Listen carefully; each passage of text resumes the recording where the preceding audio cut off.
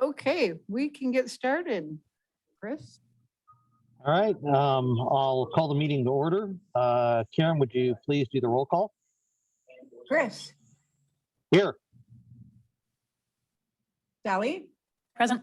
Nancy? Didn't hear you. Yes. Okay, thank you. Heather? Here. And Jim? Here. All right. Do we have any amendments to the agenda for today's meeting?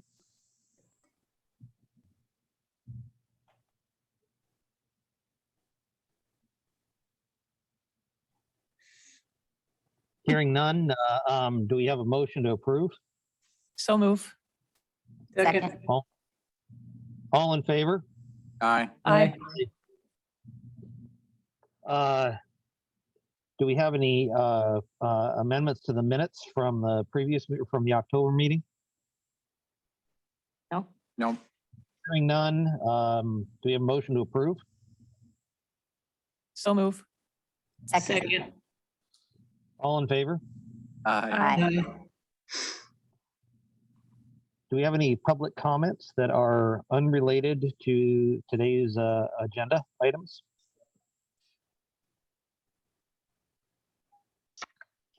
Hearing none, we'll move on.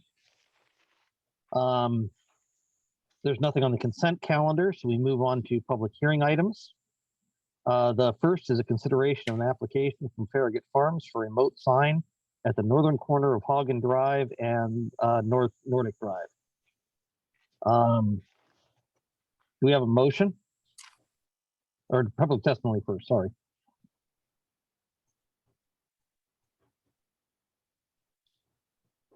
If I may, Chris? Yes.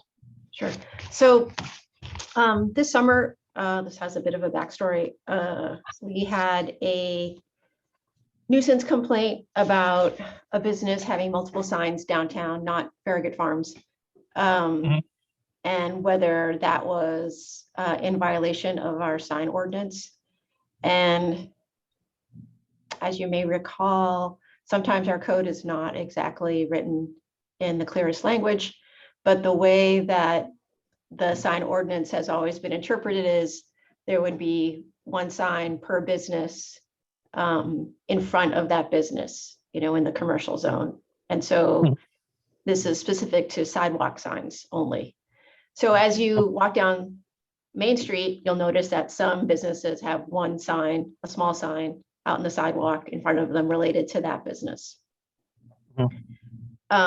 There is a provision in the code that allows for multiple signs for a remote business. And the idea would be that you're pointing customers to that remote business location, but that remote sign has to be approved by the Planning Commission. There is no criteria set out in the code or guidance for the Planning Commission to follow. So the business that had the complaint, we notified them that they were in violation of the code, provided a venue for them or an opportunity for them to get a remote sign application. They haven't filled one out, but in the middle of all that, then we started noticing that there are other businesses that also had additional signs out that weren't in front of their premises. And so contacted Surrogate Farms about that, and they've actually gone forward and provided their application materials, even though the original business hasn't. So I didn't want to keep holding them up until the other business decided what they were doing, so we could at least move forward and get them squared away one way or the other for the coming season. So that's the backstory on that. Thank you, Liz. Do we have any testimony from Surrogate Farms concerning this? I don't really have anything to add other than what Liz said. She made us aware that the sign that we had on the corner down there, the corner of Main and Haugen, was not under code, and made us aware of this process to be able to possibly make it, right and just under the rules. And so we just went ahead and filled out the application. It's helpful for us to be able to put that sign there since our business, our sales location isn't right on the main street where all the traffic is. But if we can put a sign down there to direct people when we're in town, that helps us to just get the word out that we're there. And again, we're there about once every 2 weeks from May through September. So it's just a seasonal thing. And we put the signs up in the morning when we're there and we take them down at night when we're done. So that's our request, to be able to do that. Thank you.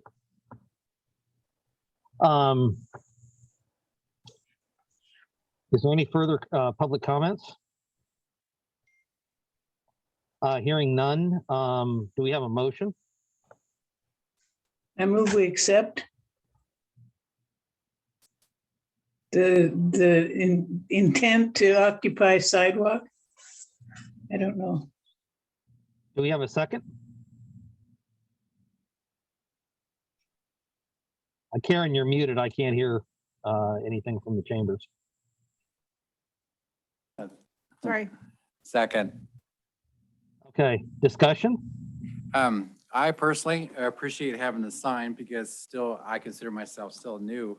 My wife and I were trying to figure out where the little Surrogate Farms was selling their products. So I very much appreciate having a sign on the corner. Plus the fact I don't pay attention to schedules, so at least I knew, okay, they're out today. I got to hurry up and get up there. So anyways. Yeah, I have no objections. I don't either. None. All right, Karen, could you do the roll call, please? Yes, Chris, Yes. Jim, Yes. Heather, Yes. Nancy, Yes, and Sally.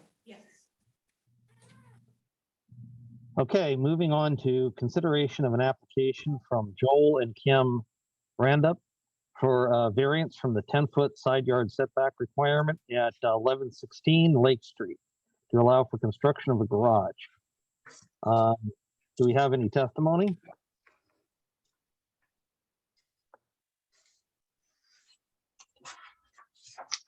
Hi, I'm Joel Rander. My wife Kim is in the audience. And I guess I could answer any questions. It's pretty straightforward, the application of it, but no, I just stand ready to answer any questions of why trying to answer the questions that are on the variance application. On the neighbor side that you're kind of building toward, what's there? I didn't have a chance to look at that. The structure they have is a little over 12 feet away from where this proposed, the end of the garage would be. And before starting this process, I talked with my immediate neighbor that would be affected, made sure they were okay. That is their living area, but they are turned looking away from what the proposed garage would be. I do realize a variance goes with the property. And so if we did sell it, the next owner might do something. But in the design of the garage, I won't have any doors or windows or anything facing them since it's asking for a 5-foot setback to keep their privacy at bay and or respect their privacy, I mean. Yeah, that's about it. In discussing the site plan with the contractor, the most cost-effective way for us is to follow the existing form of the structure and continue on with it that way to make a garage look pleasing to the neighborhood and also, make it fit in with the existing structures in the neighborhood and everything, and not have something that doesn't look right. But it would fit right with that side of the property. So Thank you're you. saying- Sorry. So you're saying after it's built, there's basically 12 feet between your garage and the neighbor's house? No, they're 12 feet away from their own property line, and I'm asking for just 5 feet of the 10-foot variance on that side of the property. So it'll be 12 plus 17, yeah, 7. Honestly, looking at Google Earth, it doesn't look like you guys are that far away. So that's why I was kind of curious. Oh, yeah. I was going to ask for that too. Just so there's 12 feet from your property line to their structure. That's correct. Thank you. Yeah. And then, 5 additional feet would be if we got a variance or if not, or whatever. Yeah. So 17 total would be, if the variance was granted, yeah. Little over 17. I looked up their plat also online and it was 12.8 or something like that, little over 12. And this is for personal use and not for a business? That's correct. We're a single family residential and it's for personal use. Nancy? Have any of the neighbors complained about this? Not to my knowledge. I don't know if you've received any written complaints or any response. Like I said, before going, I went to the immediate neighbors that were there. And then after the paper came out and the signs were posted, I went to all the rest of the neighbors that were a little bit farther away and just see if anybody had any questions or any interest in what I was doing or if there was any negative feedback at all, then we step back and look at what's going on and maybe not do it, but I haven't received any, so. We haven't received anything in writing. Liz? Did you hear me? Yeah, I heard you. Thank you. Is there any further testimony or questions? The only last thing I'd say is that the reason for asking for this too is in speaking with the contractor to try and come up with a way to expand it for a garage. It's a cost-effective way, but also because of the proposed road that would be someday maybe put on the one side of the property, the northeast side, that this structure was placed with a 20-foot setback from that area already. So that's kind of some of the difficulty and why the building was placed where it was on that, because you got a 20-foot on two sides instead of just a front setback from a street. And so that's kind of why we're doing this here. So that's all I got. All right, thank you. Thank you.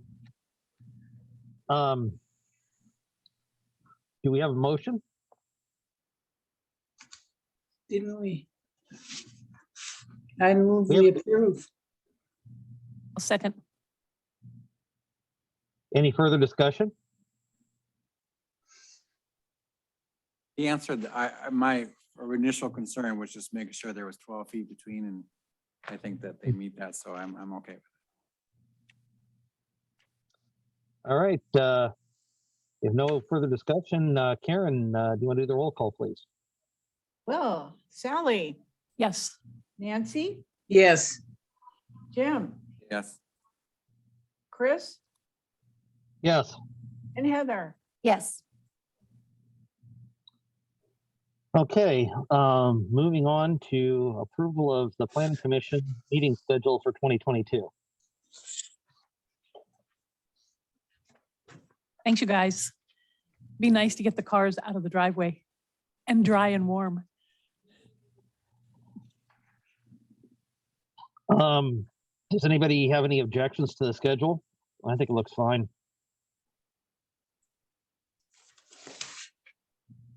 I'm pretty sure I'll be back on March 8th. I'm taking a little sabbatical and going to Hawaii, but I'm hoping to be back here the 6th or 7th, weather permitting.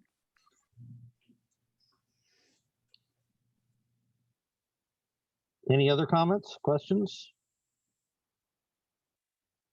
Hearing none, do we have a motion to approve? So move. second, All in favor? Aye. aye,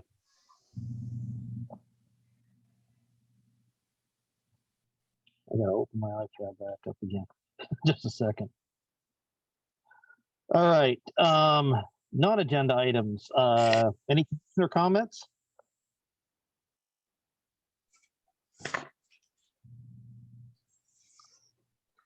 Staff comments? Liz? The only thing I was going to mention was just moving forward, if we do start getting remote sign applications, that you think about how we might address situations where maybe more than one business wants a sign at a location, especially on Main Street. Yeah. That was the kind of the impetus behind this sort of slight move with Farragut, but the complaint was about, I think they had 5 signs downtown for one business, which is not the way the code has been interpreted, and they didn't have a business downtown either. So these were all remote signs. But I could see where once you open that door to allow another business that doesn't have a downtown premises a sign, then at what point do you allow everyone who doesn't have a downtown business a sign on Main Street? So just, I always like to think of the worst case scenario, but just to sort of think it through, if this does come up and if they do put in an application in for remote sign, I don't know if they will or not, but just to get you thinking about it. All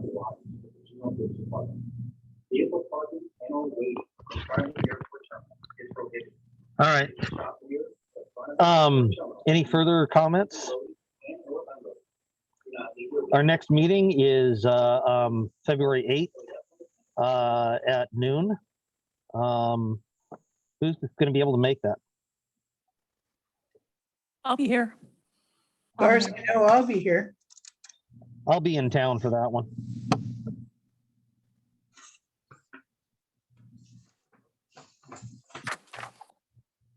All right. Do we have a motion to adjourn if there's nothing else? Moved. Second. All in favor? Aye. Bye. All right. Thank you, everybody. Thanks, Chris. Safe flying. All right. Hope you make it in, Chris. Yeah. See you later.